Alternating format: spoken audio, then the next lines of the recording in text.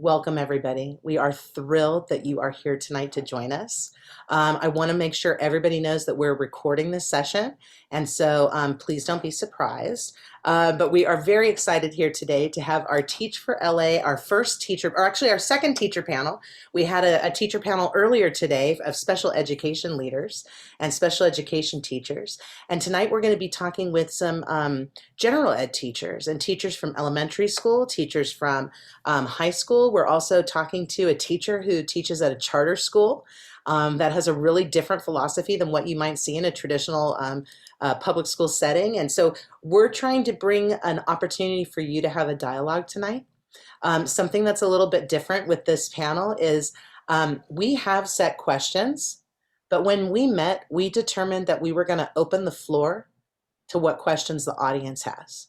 So with that, I'd like to go ahead and start us officially off, but get your brains thinking, start thinking of some questions. I love that Carmen already said hello from the Neighborhood House Association and put it in the chat. Please let us know who's here tonight. We are thrilled that you are with us. My name is Renee Marshall, and I'm the conference coordinator for Teach for Los Angeles. I have been an educator for almost 30 years now. I'm 47 years old, and well, actually, oh my gosh, over 30 years. I started working with kids when I was 16. And I love what we do in teacher preparation. I'm a consultant with El Camino College, and I'm excited to be here tonight. I'm going to briefly just remind everybody what the panel is about in terms of the session summary, and then we will go ahead and kick into introductions of all of our panelists tonight. So I hope everybody's thinking of some questions, attendees, because we are going to open up the floor, which is going to be exciting. So tonight we're going to be talking about the first years of teaching. This panel includes teachers from both traditional public schools and charter schools and from a variety of grade levels. Tonight we're going to be looking at tips for success for the first couple years of teaching. And depending on what the audience wants, we were planning to also talk about the shift during the pandemic and what education has been like in the virtual space and how we stay connected to students. But depending on what the audience wants, we might go that direction, we might not. This is what's really cool about this conference is we have the capabilities to say, we want to do more of a dialogue. Let's go ahead and try and run it like that and see how it goes. So anyways, with that, let's go ahead and Val, would you please introduce yourself? Yes, thank you so much, Renee. Hi, everybody. I'm Val Huntley. I am a teacher at Newhall Elementary School, which is a Title I school in the Santa Clarita Valley. After college, I subbed. So I subbed for about a year in the San Diego area. Then I moved back here to Santa Clarita and subbed a little bit here too. And I finally got my foot in the door with Newhall School District by getting a part-time job at Newhall Elementary, which is the school I'm at now. I did intervention there for one semester, and then they had a split class that they dissolved. And so there was an open position, and I interviewed for it, and I got it. So I had little second graders for just a spring semester. And then I had 5th grade for 2 years, and now I teach 6th grade. So I'm super happy to be here, and thank you everyone for coming. Thank you so much, Val. Let's go ahead and Chris, why don't you introduce next? Sure thing. Hi, I'm Chris Bojorquez. I am currently a 4th grade facilitator. I work for a charter school. We use kind of different vocabulary for some things. So we call ourselves facilitators instead of teachers, and we call our students learners. And I have been with that charter school for 8 years now, or that charter organization for 8 years. And before that, I did some observations in Castaic and Echo Park. And I started actually my education journey professionally as a substitute, and I ended up showing up to work every day to see if they needed me because I really love the school and the philosophy and everything they were doing. They ended up creating a position for me as an on-site sub, and then I became an intern teacher for a few years, and I taught high school Spanish as a substitute. I taught middle school PE for a semester, and then I got my own classroom in 2nd and 3rd grade. So it was a multi-age classroom as well. So it was a 2-3 split. And I was there for about 4 years. And then I was given the opportunity to be a seed teacher since I knew the culture and the philosophy so well, and help open a new school in Agua, Dulce. And I have been there for 3 years now. And I'm one of the lead teachers there, and I help give trainings. and I always kind of hope to be in that like position in education to be able to help my fellow colleagues. So I'm really happy about that because our school really focuses on social emotional learning, play, the outdoors, and we really connect everything with project-based learning. So I'm really happy where I'm at and where my journey has taken me. At that school, I have done third, fourth split combo class, then last year, third grade. And due to the pandemic, we made some decisions to, as much as possible, loop with our kids to make the transition easier for this year. So I have about 85% of the same kids as I did last year. So I have fourth grade now, which were my third graders last year. Wonderful, Chris. Thank you so much.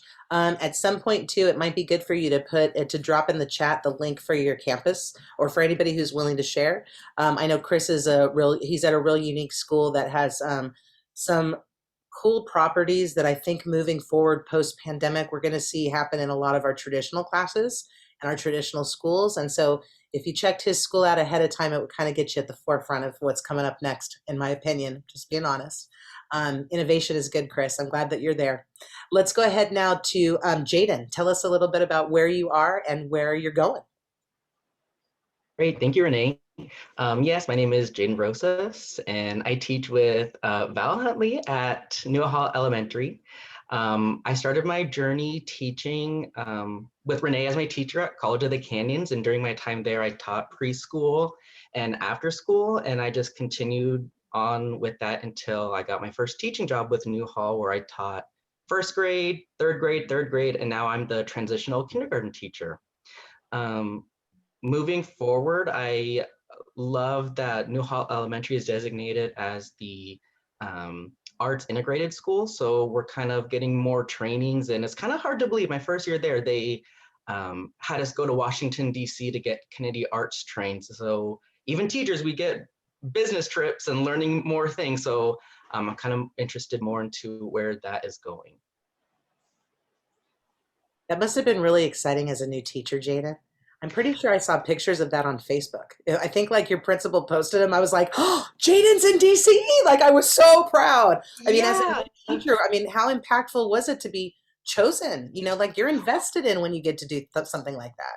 I was just gonna say, and Val went with me too. It was just so nice that we weren't permanent teachers yet. We were technically temporary, and it's just nice to have a district that believes in you and puts in the time and effort. So definitely good things.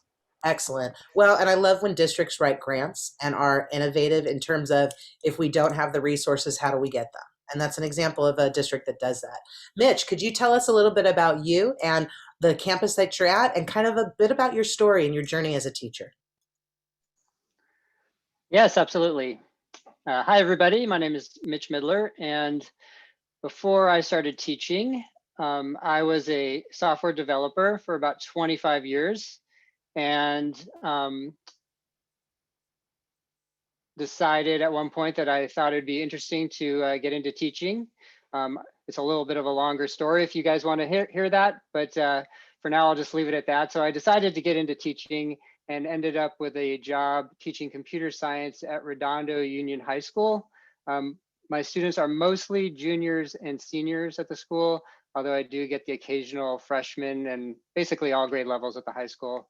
All of my classes are pretty much AP classes with the exception of one of them. So those are all like college level classes. I did not go through a traditional credentialing program. I went through the designated subjects CTE credentialing program, which is basically, if you don't know what that is, it's career technical education designed to recruit people into teaching that have had various industry experience, and strictly with your experience and then a few online classes, they throw you right into a classroom. So no student teaching and all of that stuff. And we're just kind of learning as we go.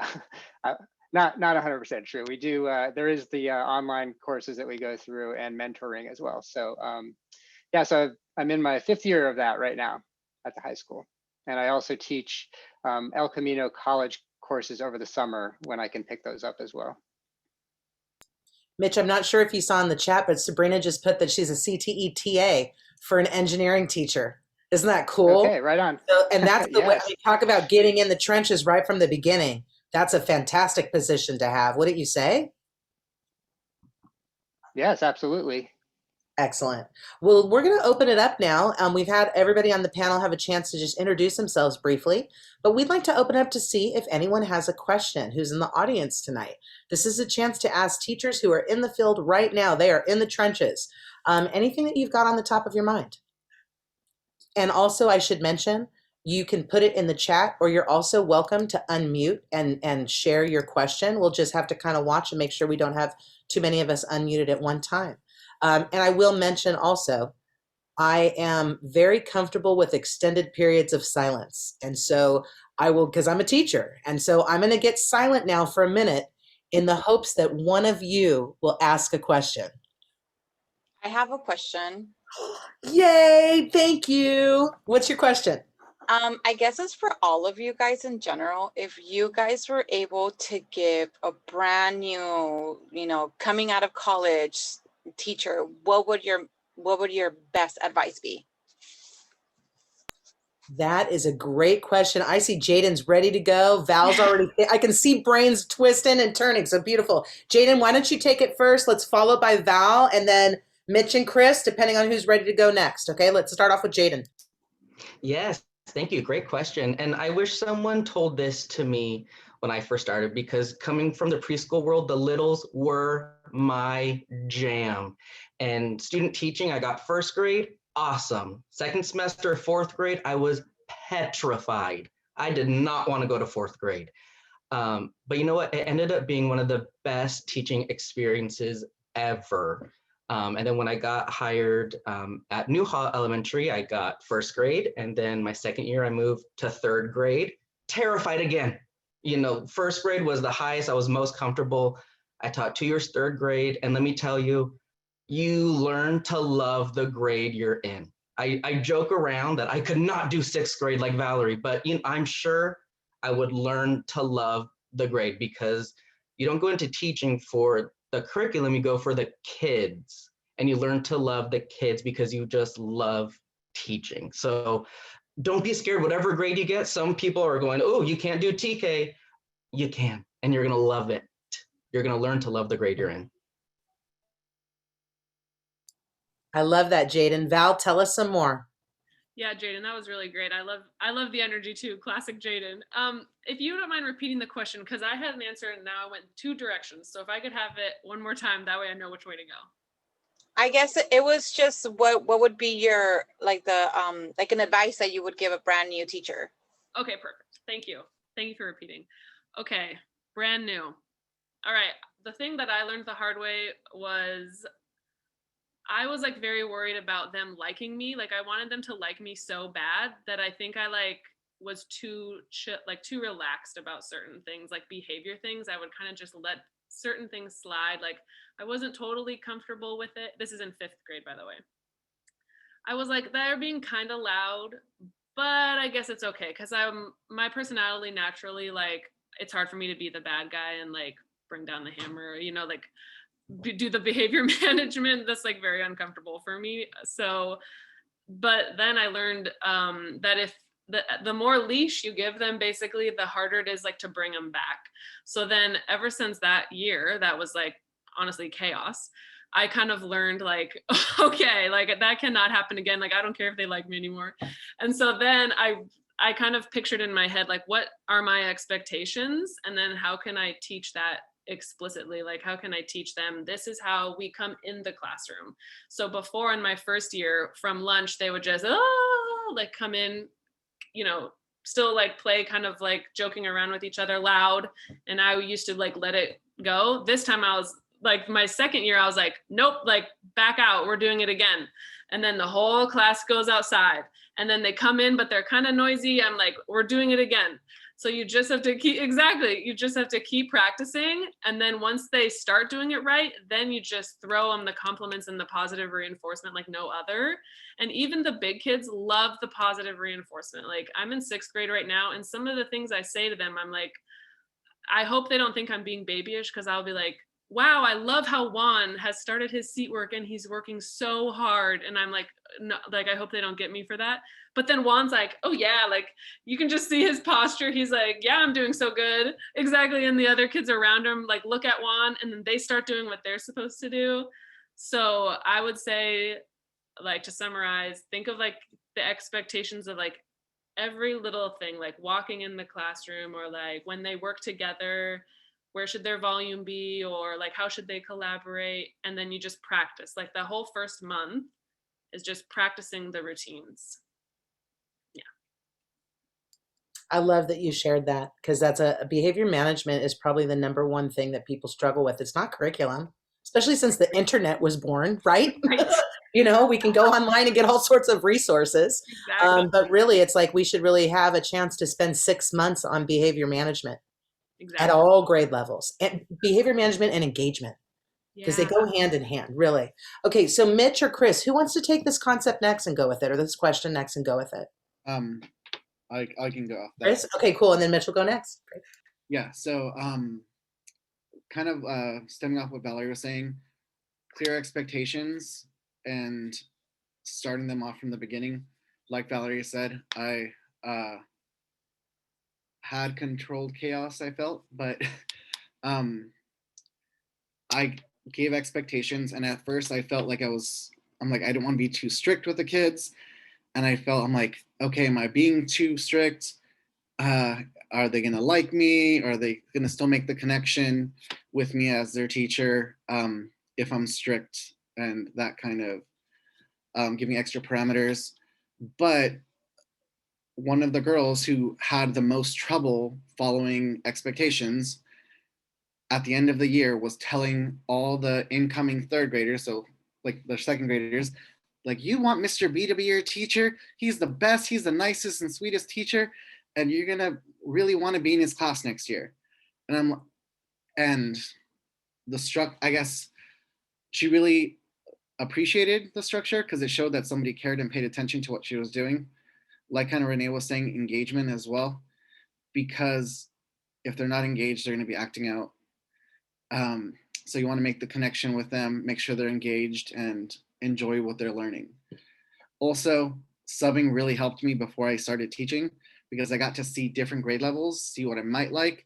Also, I was able to see what other teachers did and how they scheduled their classes, and what like classroom management techniques they had that they like put for me in the sub plans.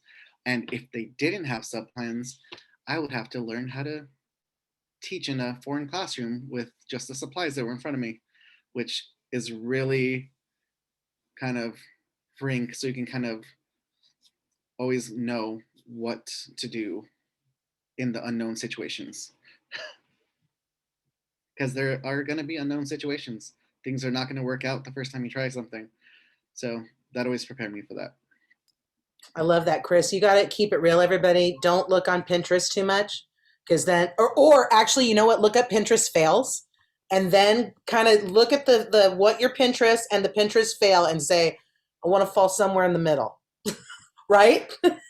Because it's progress, not perfection, and that's something I don't think everybody realizes. I think a lot of us go in with perfection in firsthand, and that's not good. So, Mitch, tell us a little bit about your thoughts on this concept. Yeah, so when I first started, one of the big challenges I found was that for the subject I teach, I am the only teacher at my school who teaches that subject. And so in my department, I felt like I had to make a big effort to like reach out to other teachers to get what I needed. I felt like I had a lot of, first of all, I'll say, before I got into teaching, I thought it was going to be easy. I thought I know everything about, I have all this experience with computer science, and it's going to be easy for me to explain it to other people. And I learned a lot that first year about how to teach. And so my big thing was kind of embracing the mentorship. So that first year, like I talked to other teachers at the school, and they always it seems like everyone gets very intimidated about like, oh, I have an observation this week and I'm really nervous about that.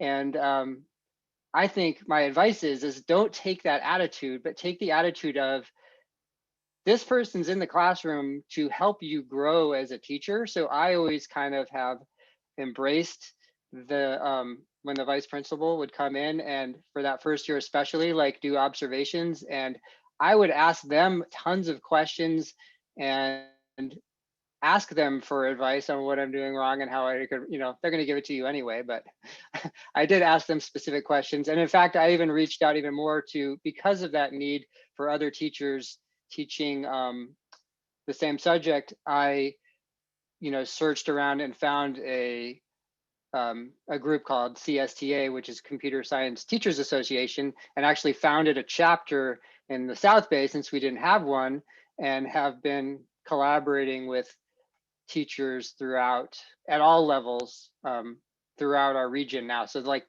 for me, that's made the biggest difference, is just being able to learn from other teachers. So questions like you have somewhere to go to ask them, and you feel comfortable asking them with other people in the same situation as you.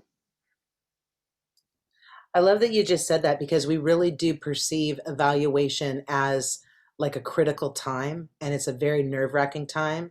And I think honestly, maybe your experience coming in from another industry, it's like, no, this is how I'm going to learn more. And so, plus the thing I want to point out that Mitch just said, which is really important for all teachers, he's showing he's reflective. If you can engage in reflection on your practice and your behaviors, schools want you. They don't want somebody who's going to like blame everybody. They want somebody to go, okay, cool. That's great. What I did that was good. Tell me how I can make it better. Like Mitch is talking about, and accepting that mentorship. What a great comment to make, Mitch. And we've got a lot of questions here in the chat now. Mitch, actually, would you mind starting off on this next one? How was your process? What was your process of becoming a teacher? And what were your challenges or obstacles that you faced?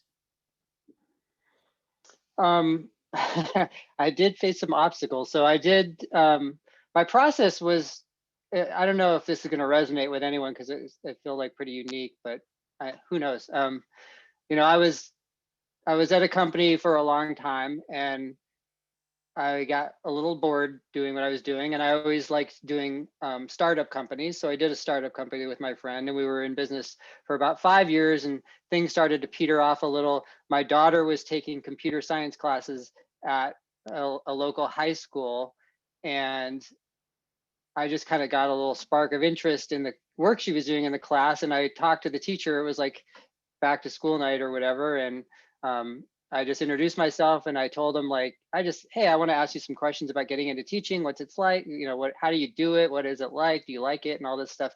He was like, you know what? Why don't you just come in if you have time, just volunteer in the classroom? And, you know, and it was a little more than I expected. He like had taken on this app development class, which was something he had no experience in. And he like literally almost handed over the class to me for like the second semester.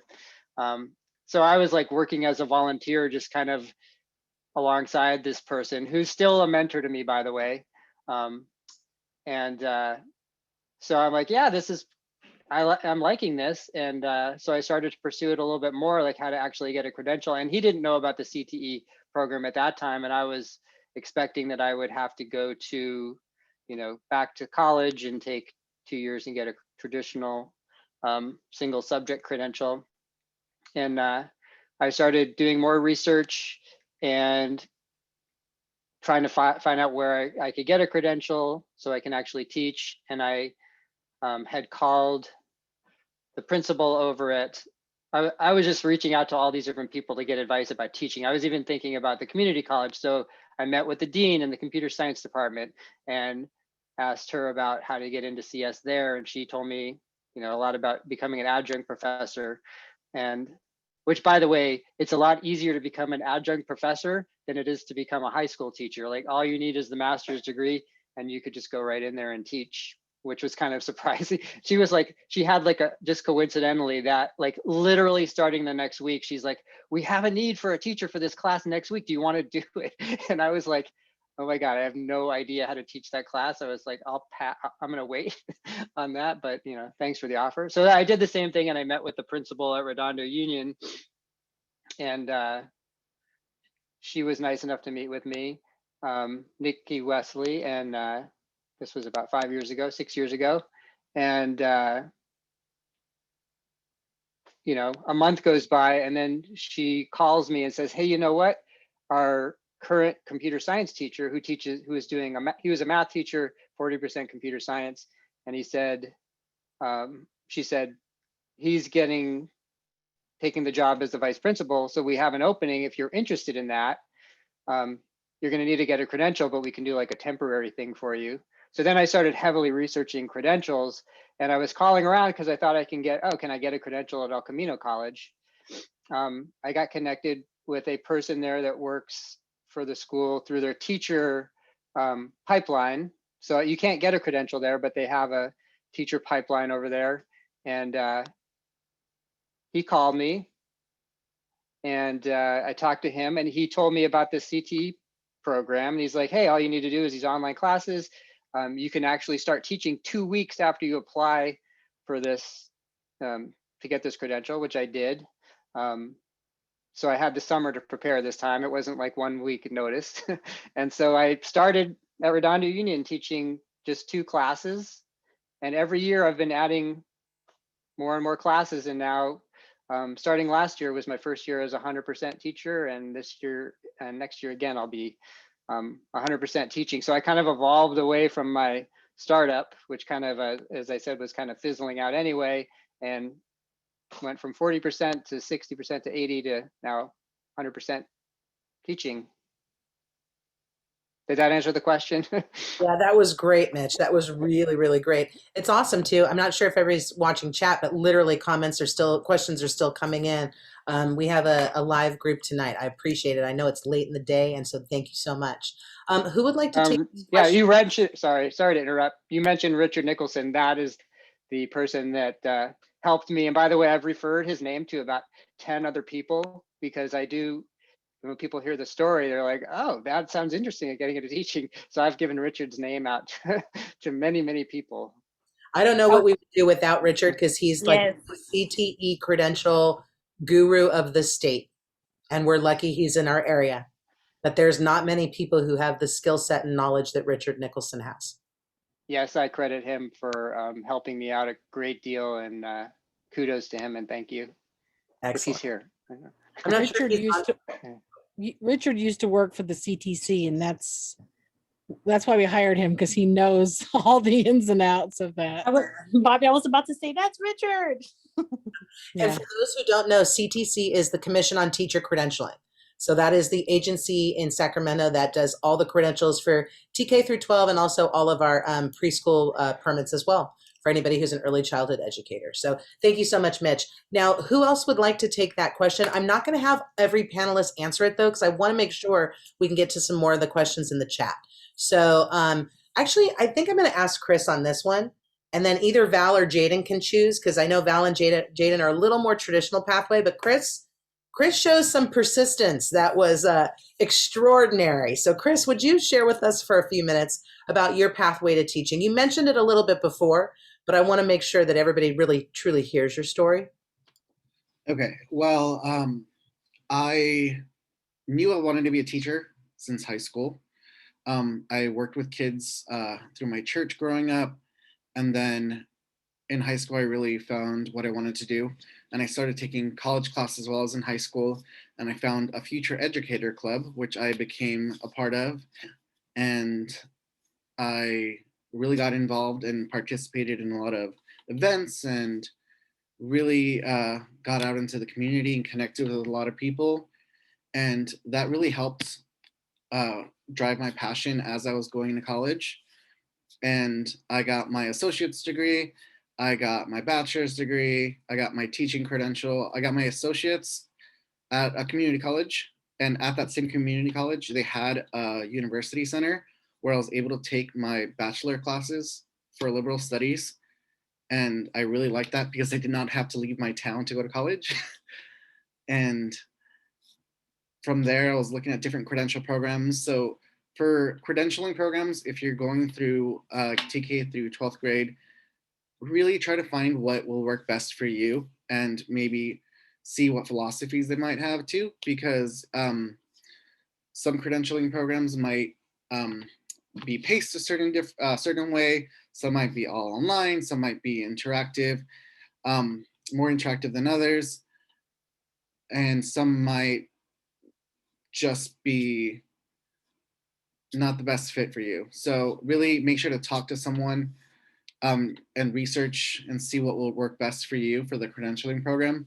I got mine through Cal State Teach, which was partly online, but I did have a mentor that would come in and observe my classes.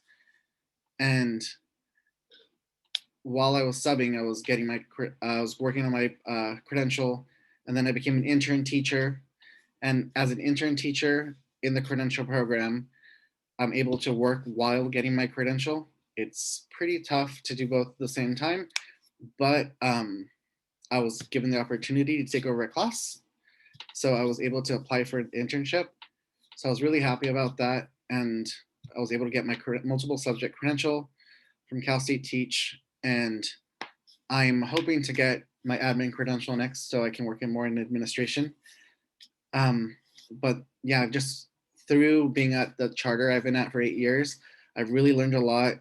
I think like Jadin was saying, we go to trainings a lot too, and conferences and things like that.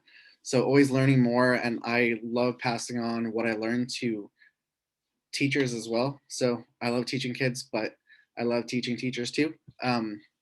Just any way we can grow is awesome. So that's kind of my pathway. I really had trouble in school growing up because I was first generation in the United States. My parents never graduated high school. I found out later that I actually have ADHD that was never diagnosed when I was a kid, and really explains a lot of my struggles when I was younger. A lot of people don't want to ask for help or like notice when those kinds of things are needed, but all the time. So I really make those connections with my kids now and the families. If I ever notice the supports that are needed, I always want to make sure I'm helping as much as possible because my teachers were there for me. Even though none of that was caught before, my teachers were always there for me. And that's what really made me want to go into teaching, because I wanted to be there for others as well. Excellent. Thank you so much, Chris. Val, will you take it now and reflect a bit? Yeah, definitely. Thank you. So me and Jadin have similar stories as far as Renee said, more of the traditional route. I went to community college out here in Santa Clarita with Jadin and Chris. And I too had Renee as one of my professors. I went to community college. I was just kind of jumping around a bunch of different interests, trying to figure out what I wanted to do. And then I took one of Renee's classes, and just like how passionate she was about what she was doing, I was like, I want to be Renee. Like that, this is exactly what I want to be.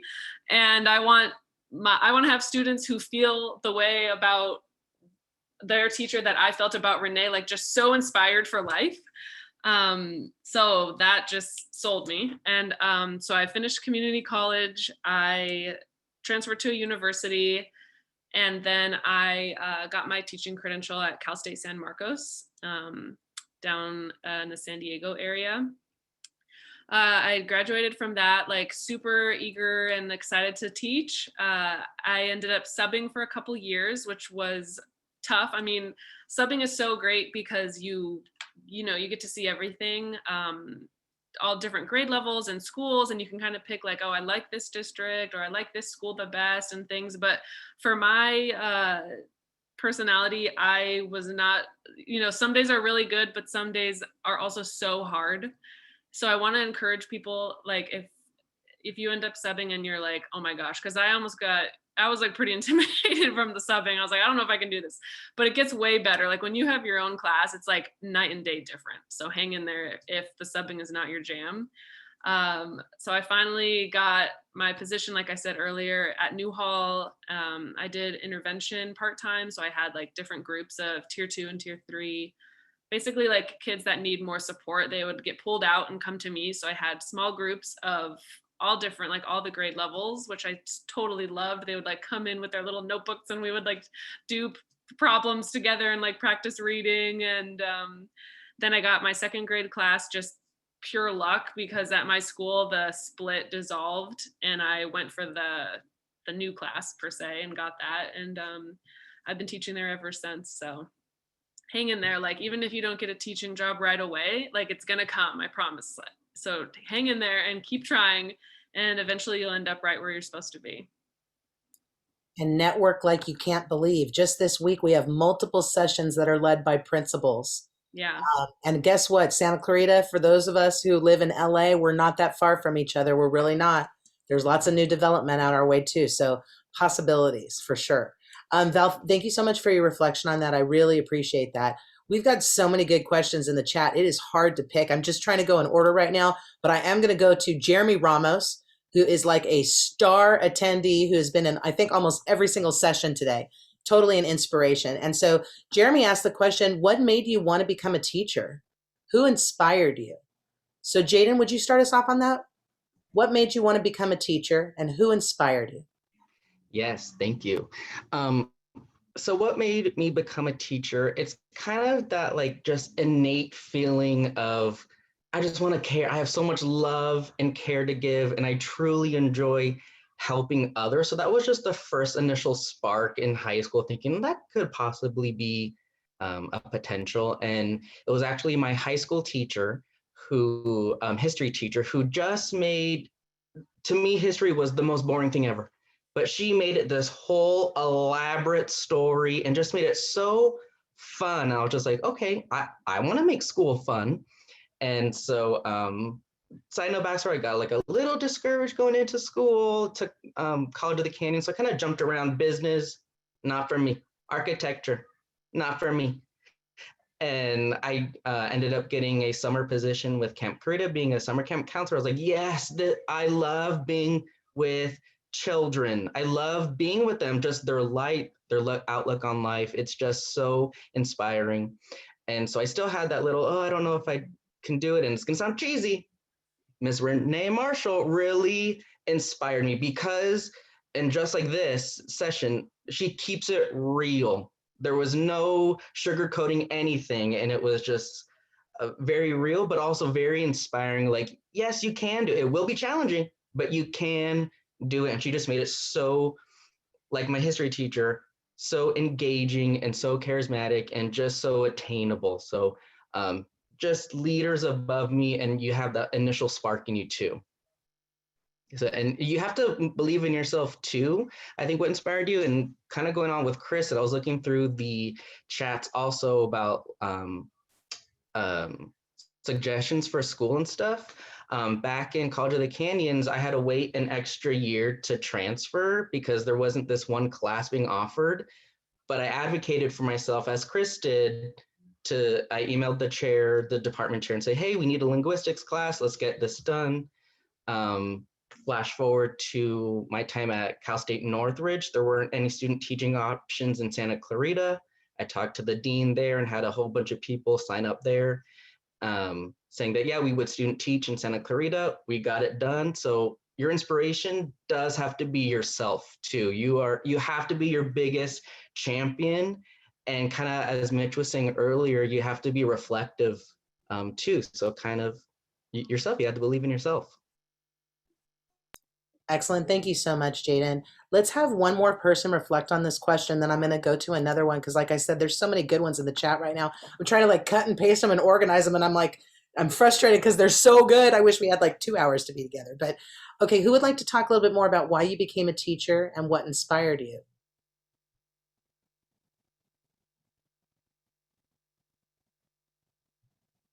I love the silence. It's so funny how even we do it. Maybe Mitch, will you take it? Because I was kind of hoping you would. Yeah, I'm just in it for the money, so I'm Totally. sure like most of you here. Yeah. No, Good one, Mitch. it's it's it's kind of interesting. I don't know if anyone else will have the same answer, but like what inspired me originally was like, I'm a huge movie fan, and there's this movie that's one of my favorite movies called Stand and Deliver about Jaime Escalante, that when I was young, I saw that movie and I was like, that just seems like a really cool teacher and a really cool job. Like, I want to do that. And then also like the Dead Poet Society, although, being Robin Williams in the classroom is something I aspire to. But I think like when I've been thinking about it recently, I went into it when my two daughters were like teenagers and getting closer to going away to college and everything. And I realized that I really love like being a parent of teenager. And I think that's why I like the teaching so much, is like being around the teenage energy. And I love this idea of being able to introduce something new to young people that can change their lives. And I've seen it. This is like the rewarding part that I've experienced over the last couple of years, is just like some kid that never had, you know, any experience with computer science, and then they take your class and then they tell you that's like they decided to major in it in college, and they're, you know, to having that kind of influence and getting the feedback from everybody. And I've been trying to make an effort, you know, because I do tend to keep in touch with my kids as they gone away to college. I try, but I'm trying to keep in touch with my students because I feel like in a way they're like my kids too, you know. It's like I want to keep in touch, but you know, more often than not, they forget about you the moment they leave the classroom. But one or two of them have we've been able to stay in touch with. But so yeah, that was kind of my inspiration and kind of what I like about teaching. Awesome, Mitch. Thank you so much. I'm going to go a different direction on this one now, and it's a little bit out of order from the chat box, but and I'm going to just ask one person to reflect on this. Have you ever felt like you chose the wrong thing to study? I'm a college student. I'm currently studying child development, but I want to teach middle school or high school. So anybody who can reflect on that one. I can start. There has definitely been struggles, and there will be days that you are ecstatic. There are going to be days that you're crying in your car for having hard days. But those shining moments when a kid who was never able to read can read a page of a book to you will make you want to cry. When you help a kid learn something, like Mitch was saying, that they carry on and they remember, it's the way it fills your heart is amazing. So I would never give that away for anything, no matter the struggles that I have faced, and especially pandemic wise, with all the shifts and everything happening, it's been tough, but just keep swimming, as Dory says. I have had naysayers though. So when I was actually at Echo Park doing some student observations, I had people tell me, why do you want to be a teacher? You shouldn't do this, go to another career. And I'm like, well, maybe you shouldn't be a teacher. That way I can get your job and actually have some more passion for that. But they were really discouraging, but I did not let it get to me because I knew what I was in it for. And just need to remind yourself that why you're in the profession and why you chose to go that path. I love it, Chris. Thank you. It looks like Mitch is going to reflect next.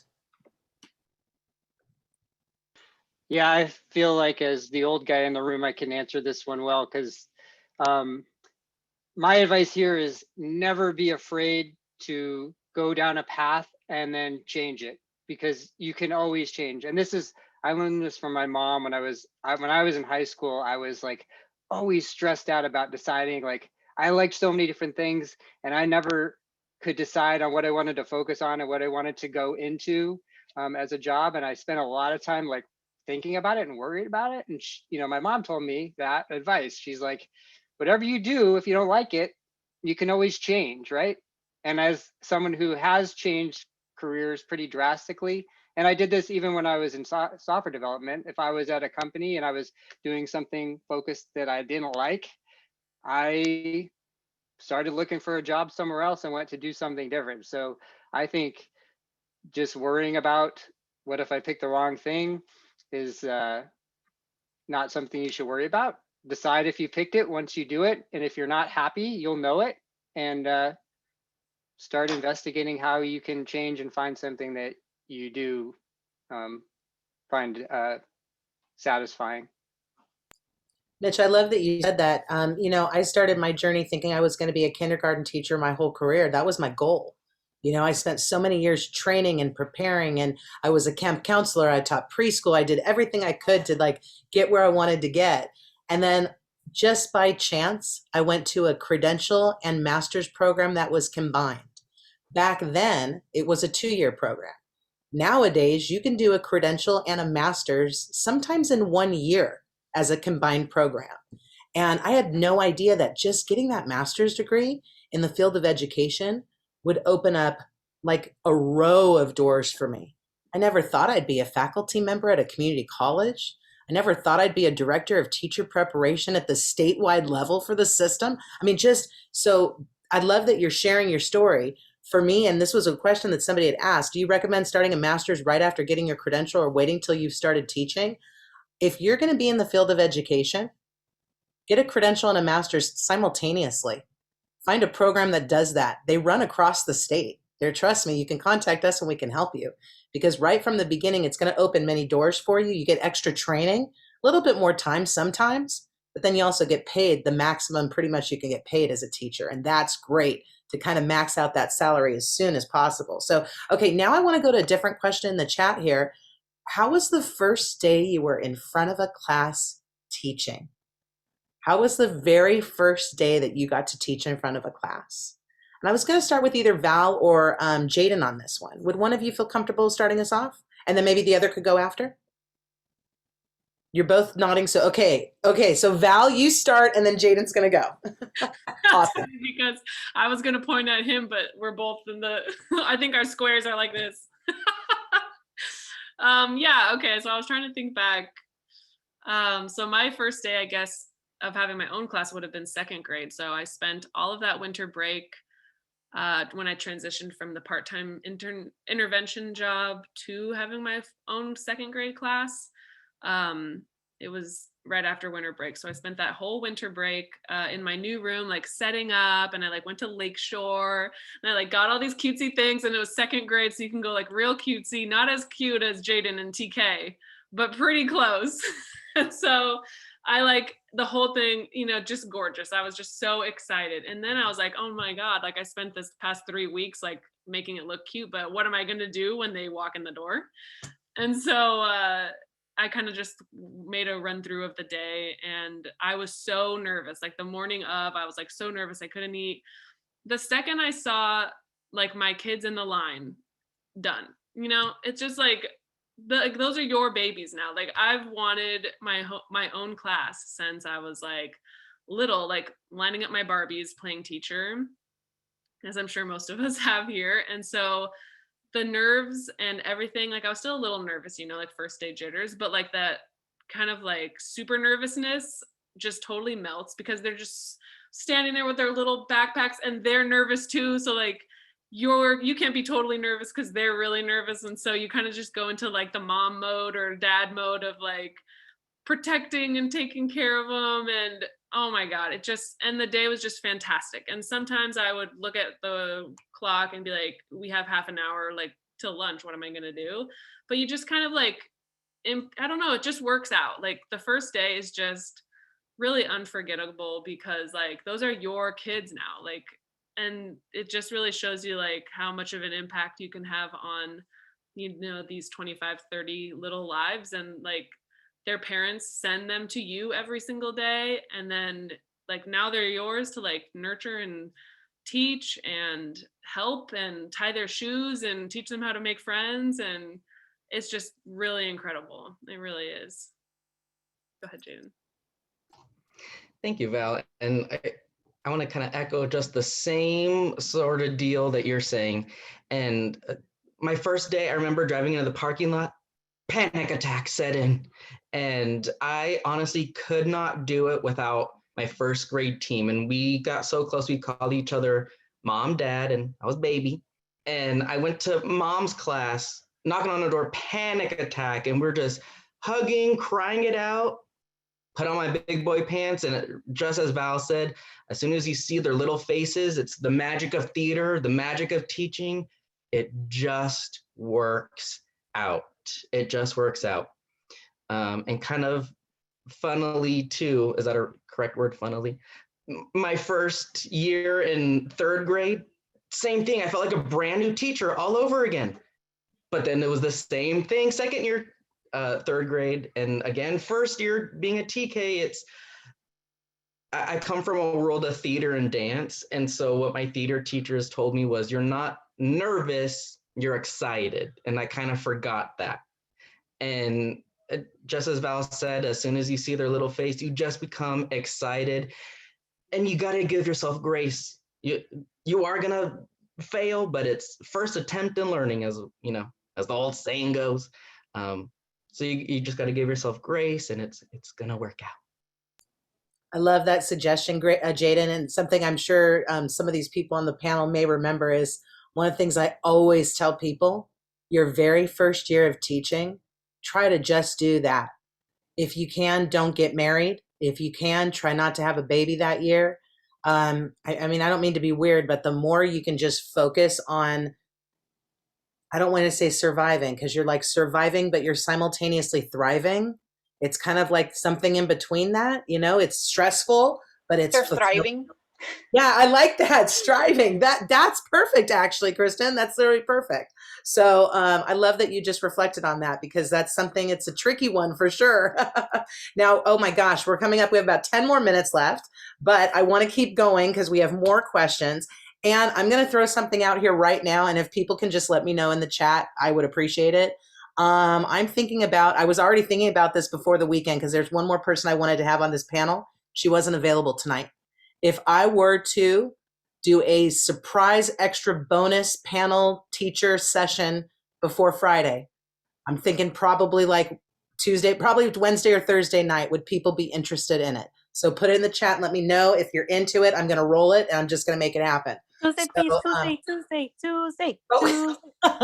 You dear, I don't know how fast I can do it. Let me see. Oh my gosh, the chat. This is beautiful. Beautiful. Okay, Chris, I'm going to go to you on this next question, but anybody else can reflect on it if they want to as well. Oh my gosh, this is making my heart swell. Thank you. See what students bring to you? Yes. You can literally see like the excitement right now. So thank you. If you guys don't know, and for those of you like your students right now, I call Renee the Oprah of education. Like, is she not? Right? Like, I love it. I love what like we do. you just want to become a teacher. I love like what the we minute you do. see her, you're like, okay, I want to teach. Well, it's an honor. Like, we get this honor of impacting people's lives. At one point, I mean, I've stepped away the classroom a couple of years ago, and I started feeling kind of sad that I stepped away from the classroom. And then I did some reflection. I thought, my career, just in my classroom, not any of my workshops, keynotes, other things I've done, just my classroom, I've had the opportunity to teach over 3,400 people in my career. How fantastic is that? You know, the one thing with education, you don't regret this job because, well, maybe you do some days, but most of the days you don't, because you get to be who you are, and you can't always do that in every job. Okay, Chris, now I want your help on this next question. Somebody asked us, do you recommend to start as a TA or a support position, or to go straight as a teacher? What are your thoughts on that? I would say if you're nervous about it, try it out first, like to put yourself in there so you're around kids more often than just observing in the classroom, which is usually what you do in bachelor's or credential before student teaching. So really, if you're nervous about it, I would say try to go in another way, like a TA, yard duty, substitute teaching. Or if you're able to get a teaching position right away, that actually would, that's my first recommendation. Some places are not always hiring though. And the best way to get a job in that district is to substitute. So one of my best friends finally got a job closer to her, to where she lives, because I left the school we were both co-teaching at.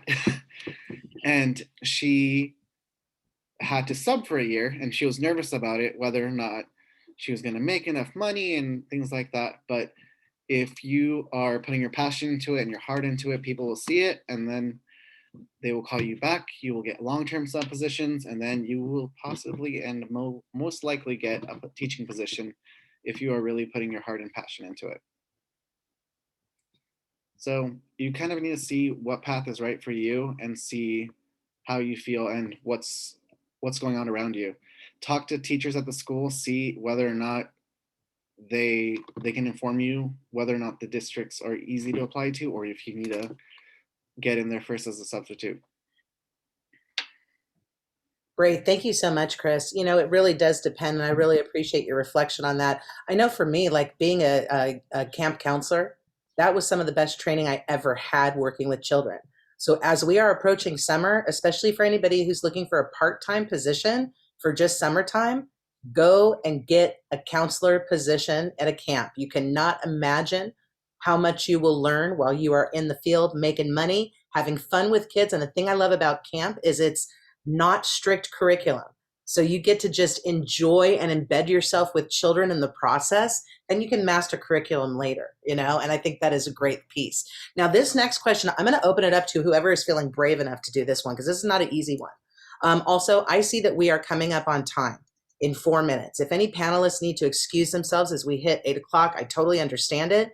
If people are willing to stay a little bit longer, it's great. But I don't want anybody to feel any pressure right now. So we'll check in again in about 5 more minutes, panelists, and see where you're at. But this question's a tough one, but it's such an important one. If I am a teacher, if I'm a new teacher, what are your tips for handling tough parents? What are your tips for handling tough parents? So who wants to start with that one? Because I'm going to tell you a secret. Almost everybody who teaches loves children and doesn't want to be dealing with adults. Shh, don't tell. It's the truth. So if you fit in that, it's kind of like everybody in the chat who was talking about ADHD and first generation. Suddenly you're going to realize that you've got people that are like you. So who wants to start this one? As a new teacher, what are your tips for handling the tougher parents? Jadin, go for it. Yeah. My best advice is to be proactive instead of reactive. And the best way that I can represent that is build that rapport with the parents. So I learned this new thing, I'm sure you guys know of it, Class Dojo. I send pictures, positive messages every day to at least 5 different students. And so throughout the week, every parent has gotten a positive note. So when it is time for a not so nice note, they know I'm coming from a good place, and they know that I'm coming from a place where I want the best for their kid. And especially starting out young, a lot of the parents are older than I was. So it just felt awkward going, I'm younger than you, but this is what I think of your kid. You just got to have self-confidence, because I was reminded that I had my preschool years, all these other years. So I had 8 years experience, whereas the parent with the 5-year-old maybe only has 5 years experience, quote unquote. So in their eyes, you are the expert. And so if you come across that you do know what you're talking about and really believe in their kid, you're going to have positive relations with that. I love that you said that too, because part of it is faking it until you make it. If you start off by being insecure and saying things like, it's my first year of teaching, it's my first year of teaching, your families will not trust you and they will question you. I went in my very first year and did not tell one soul that it was my first year of teaching. I had done 2 years in a credential program and a master's program and been working with kids for years. It wasn't my first year teaching. It was my first year credentialed and getting paid more, but not my first year teaching. So, okay, who else wants to reflect on this one for a moment? You know, any tips for handling the rough, tough parents? I see Mitch's hand is up, so let's go to him for a minute. Okay, so I have to say I have been pretty lucky in my 5 years that I haven't had like a lot of negative interactions with parents. But I do have some advice on that. So on the other hand, I've also been lucky as well in that our administrators are very supportive. So they've always say, you know, if there's any issues, we have your back, and bring us into the conversation as well. And that's worked out well. So for me, when I first started, like you said, I was always happy to interact with the students. And then the parents, I would kind of hide behind email a little bit. And like, if I wanted to communicate with them, it was all just via email. And then I knew this going in, but it really hit home that email is not a good form of communication, especially when you're talking to someone about their children. So what, you know, the couple of somewhat negative experiences we had, face-to-face meetings, which, you know, this last year made it impossible to do that. But, you know, we had some, a little bit of negative situation going on in the classroom. The parents were kind of combative via the initial email when I was trying to set up the meeting, and then getting them face to face, everything went so much more smoothly in that situation. So I guess my biggest advice would be try to have communications that are not via electronic means if you can, face-to-face meetings or over the phone. And I think things go a lot more smooth and more human interaction that way. So that's what I would say about that. Mitch, I appreciate that answer so much. I'm going to tag one little thing onto it. Take diligent notes. If you have any conversations, either face to face or on the phone, you don't have written record of it. And if you've got, especially you in high school, I mean, I think about how many students you're interfacing with. You know, it's hard to keep track of everything. And so it's real great when you can go, okay, if need be, we met on May 3rd at 5:52 p.m. Here are the 4 bullets we talked, you know what I mean? So then you've got it kind of just in case. But I love that you talked about that, because the parent piece is relational. It's a huge piece. The kids come in, your students come in, and there's almost this innate wanting to learn from you. The parents, it's a little different, and caretakers. And so great reflection on that. Now we are at 8:02 right now. So I just want to quickly see with panelists, would you be okay if we stay on maybe another like 5 to 8 minutes around there? Is that okay? Okay, great. People who are on, attendees, you are welcome to stay. If you need to go, I absolutely understand. I know it's been a long, fantastic day. We even have more in store tomorrow. But let's go ahead. Let's talk for another few minutes about a couple more questions we have here. And I do, oh yes, Chris. I have to balance out. No problem, Chris. We appreciate you Bye-bye, so Chris. much. Thank you for having me. I appreciate all the Thank questions. you. I'm here. Bye. Bye-bye, Chris. Renee, you I just for- wanted to, can I reflect very quickly on, I think, and now this is me reflecting on the question that was asked, and I think more as a parent perspective. And I'm glad that everybody, you know, the teachers mentioned, you know, the positivity, and, you know, like Jadin said, you know, I like to tell the parents the positive things that their children are doing. As a parent myself, and I think I share this with my partners in crime, Renee and Bobby, but you know, it makes it really hard when all you get messages is like, oh, your son didn't turn this in, or hey, your son is missing this assignment. Hey, and it's like a constant right now during the pandemic. Can you imagine like me getting those messages and me trying to conduct my class and getting those messages? I think as a parent, and I think to myself, because I'm a teacher, and I think, wow, you know, just the lack of touch and the lack of, you know, just the lack of not being able to empathize, like what's going on right now. Like we are in a pandemic. Like, do we not realize that what's happening right now? We're in a pandemic and we still have these expectations, like we're in the classroom and the work hasn't been turned in at 2:30 p.m. It's like, who even keeps track of time anymore? I don't. So I'm just like, but you know what? But I've learned as a parent that, and it's the sad part that, you know, and I've experienced it with my 10-year-old son, is that every single teacher, he's only had one teacher who is exactly like me, and I still keep in touch with her. But my poor son, his luck has been to have the opposite of me every single year. But I just wanted to reflect on that, because coming from a parent's perspective, just what Jadin said, you're doing the right thing. Because if it would come off as a positive note and tell me when he's doing something positive, then maybe her telling me, oh, he hasn't turned in this assignment, I would be more worried and be like, hey, what's going on? Let's talk about this. So now every time I'm just like, okay, here we go. Well, your defenses are up because of your past interactions. Right. And that's why it's so important. Like Jadin was talking about, you need to be contacting people when there's positivity. Yes. If you need to contact until there's a challenge, you're going to be met with a brick wall. Because Yeah. the reality is, no matter what that child or student is doing with you, that person is somebody's heart. Yeah. Somebody created that kid. So no matter what challenge they're in or what stage they are in of life, there's somebody who loves them very, very deeply. And so then how do we relate to that person so they know that we too care about that child? Exactly. You know, so much of it's relational. One quick thing from my side on this, if you screw up, say you're sorry, because we Yeah. don't do that with parents. We expect teachers to be perfect. And so it's so imperative when you can say, hey, I want to let you know something happened with your child today, and it didn't sit right with me. I want to talk to you about it. And more importantly, can you please, after I talk to you, can you please put your child or student on the phone so I can apologize to them? Wow. Yeah. Accountability. Accountability. Yep. That's exactly what it Accountability. is. Well, and humanity and being human And as a teacher and, expressing it that goes it relationship. goes a long way, Renee. Like when you say that, when I apologize to my students, they're looking at me like, professor, like they don't even know what to tell me. Today I was late for my class and I really wanted to apologize to them. I said, I want to apologize to you because I was late 5 minutes and I know it's your time.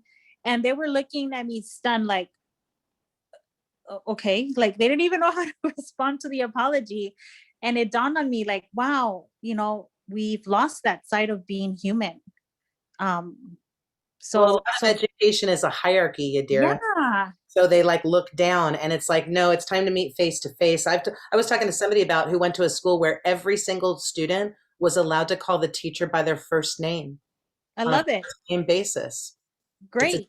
Idea was to level the playing ground for all the kids. So we're going to go to one more question here, but before Yes. we do, I'm going to give the question to the panelists so they can think about it for a minute because it's a deep question. And then I'm going to quickly go through just some answers of a few questions that were asked in the chat. So for panelists, get ready to think about this one right now. How do you reach all students?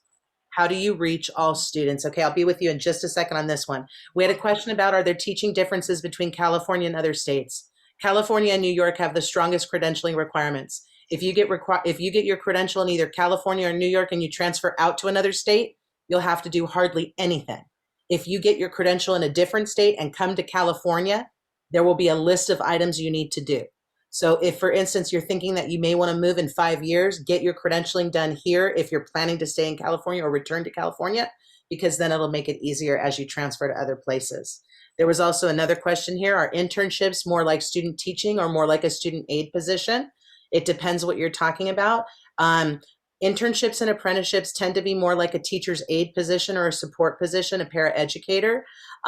But there are some times when you can student teach, especially like if you're in special education and then you're having an internship position. So you can student teach and get paid at the same time. If anybody wants some more specifics on that, you can contact me.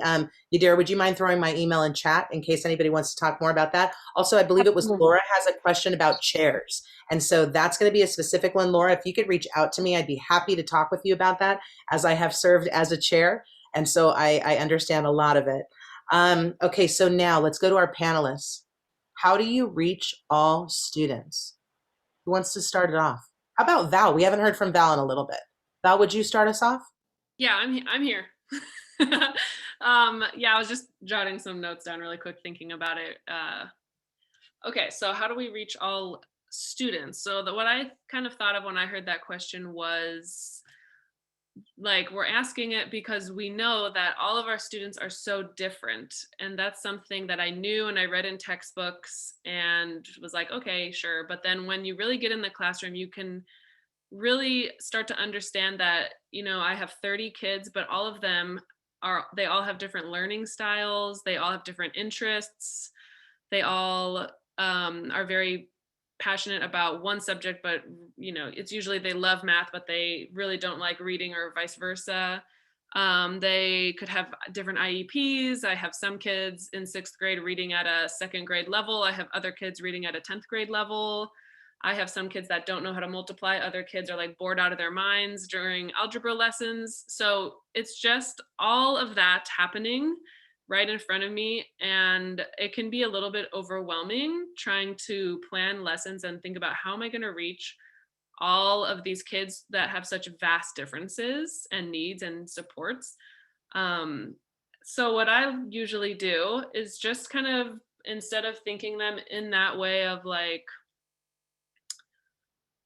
this kid needs this, but has this, kind of more like data, I try to just think like, okay, like I have like children, like Renee, I love, like I almost started crying how you said, this is somebody's heart. And I love thinking of them like that. Like these are just kids and they are at school and they're trying their best, and despite all of their differences, like they're here to learn and they are little humans, you know? So I try to think like, okay, how can I differentiate things or kind of reach as many as I can uh, in lessons or in teaching? And so I like to do a lot of visuals. At Newhall, me and Jadin have a lot of basically, or I shouldn't group everybody, but most of the community at Newhall Elementary is all English learners. So I have a lot of kids that grew up speaking Spanish as their first language. So I like to do a lot of visuals and a lot of like color coding, even for like vocabulary or math, a lot of like just kind of ways to like see something differently. We also do, not now, but before the pandemic, a lot of like acting things out. So like tableaus and like movement and group work and little like presentations of things, like just stuff to make it more engaging and more fun. And I feel like that kind of helps me reach everybody because they can all take what they, it's so different. Like I'm not just lecturing. So I feel like they can take like, okay, that visual like really speaks to me, or we acted out the food chain, now that speaks to me, and just try to kind of differ the ways in which they're getting the information. And then I also think the relationship part is so important. Like that to me is like my number one thing in teaching is the relationships, because if they know that you love them, then they're going to be super excited to learn. And so a lot of the times I reached them just by remembering, like, you know, we do this heart check on Friday. It's like a half sheet of paper, and I ask them like, what's your favorite thing of the week, or what are you most proud of? And then I try to say like, if you want to let me know anything, like here's where you can. So they write me just like a whole page, just they go crazy. And so I read them, and then Monday morning they come in and I say, how was your baseball game? What'd you do at grandma's? You know, like, how's your kitten? Did you find your dog this weekend? And then just like those little relationship building things, they kind of liven up like, oh, okay, like this person cares about me. And I feel like that really helps me reach all of them because, you know, bottom line, like I want them to know that I love them and I'm here for them and I'm their biggest cheerleader, and in a way that helps me reach all of them, I believe. I love that. You gave so many good golden nuggets within that. I'm going to tag on one thing too, Val. Okay. One of the things I found really effective is not only when you know the students, but when you can refer to their siblings. So like, Yeah. if a student comes in and like his brother was in the big soccer tournament, and you walk in and you go, how did the how did the soccer tournament go for your brother?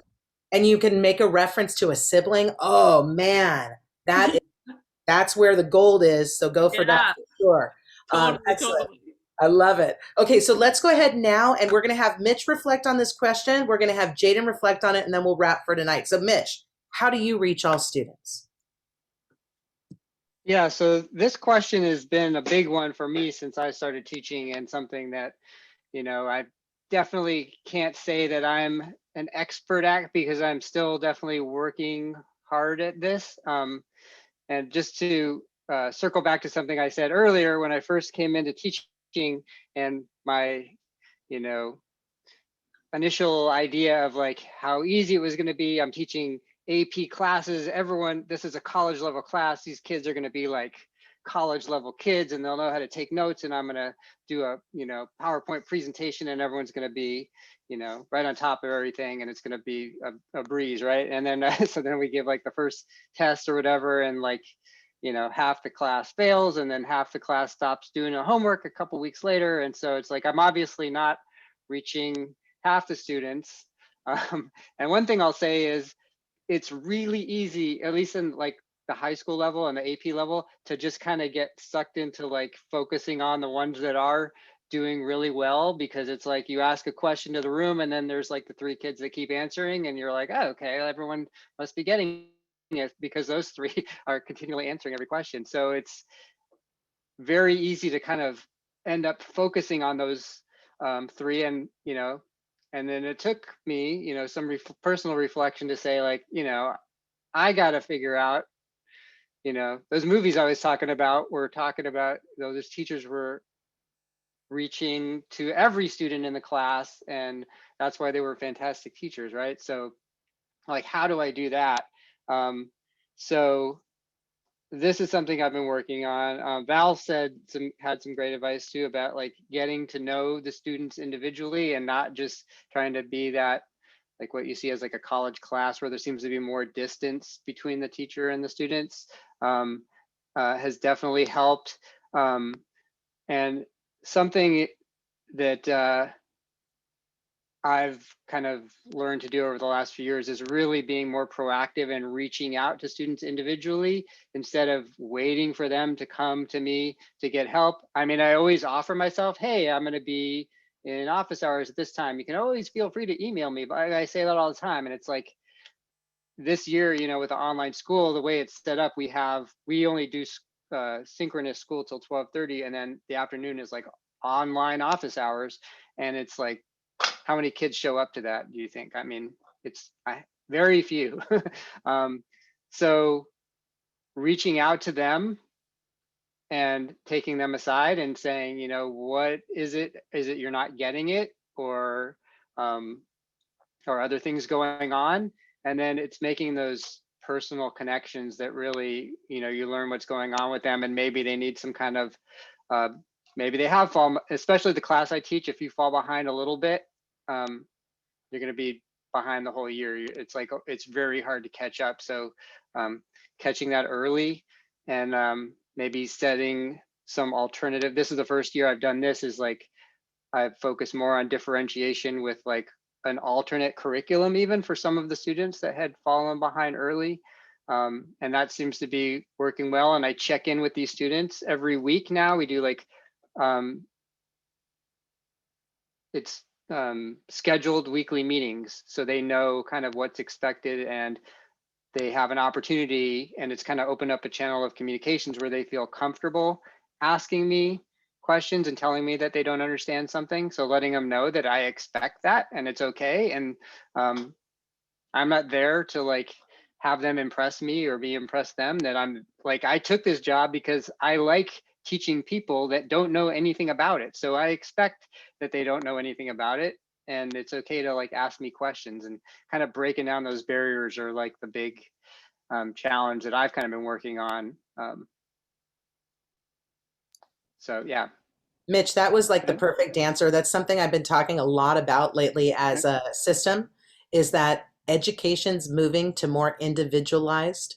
It's almost like the IEPs, the individualized education plans we have in special ed, but imagine it across the board.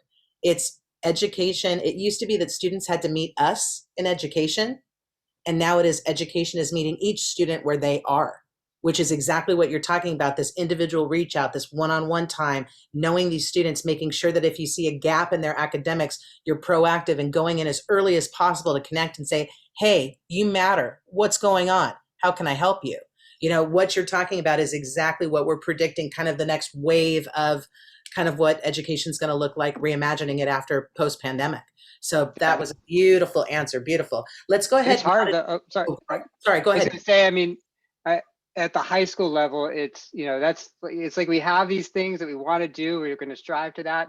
And then it's like, well, you got 150 students though. So it's hard to do. I mean, I'll say that, you know, it's easy to come up, well, not easy, but you know, you could say a lot of these things that you're going to do and you want to do, but it's really hard to pull them off when, you know, given the amount of time you have in a day and the number of students that you have in your classes. So yeah, it'd be really interesting to see if our system would respond to that. To me, at a junior high and high school level, I've always wondered why you get one period of prep. You know what I mean? And sometimes it's one period of prep every other day. It's not sufficient. And so it'll be interesting to see if our system changes in order to keep our customers, our students, because the pandemic has shown us they don't all need to be in a traditional public school. And so if we don't start servicing and having different options, you know what I mean? Our system, we're going to start losing students and have issues as a system. So hopefully they'll start doing some more prep and some more other ways to allow for us to individualize education, because the infrastructure has to work with the theory. You're absolutely right. And saying individualizing education when you've got 20 or 30 students is very different than if you have 150 students, especially at multiple grade levels potentially. So I really appreciate your honesty with that reflection. So let's go ahead now, Jadin. Let's go ahead and you're going to wrap us up here, and then I'll do official wrap up right after. But tell us how you reach all students and any concepts you have about that idea. Yeah, thank you. And just to continue the idea of individualism, yes, and back to what Val and Renee said, let's get back to we're all humans, we all have different needs. And so kind of the biggest metaphor I have for this is the Band-Aid. So this is what I told my third graders. You know, if we're all on the playground and Val gets cut on the playground and we come back in, she needs a Band-Aid, but does everyone? No, we all don't need a Band-Aid. And so the kids are very receptive of that. So I take that in the classroom and, you know, with my student now, I have a student who's deaf, and so he needs a hearing aid. So my students, they're curious at first, what is that? And I go, do you want to tell them what that is? And they go, so I can hear better. And they go, okay. They're just genuinely curious, and if we kind of make it a big thing, then it's going to be taboo. But if you just make it real, it's going to be real. I have a sticky note with me all the time because I need to play with something sticky. So they see that that's what I need. I had a student who fidgety, he needs a seat cushion, or we tape it underneath his desk and he draws there, and they just know. So it's just kind of everyone gets to know each other on a personal level, and we kind of get those, oh, that works for you, I'll try it, doesn't work for me.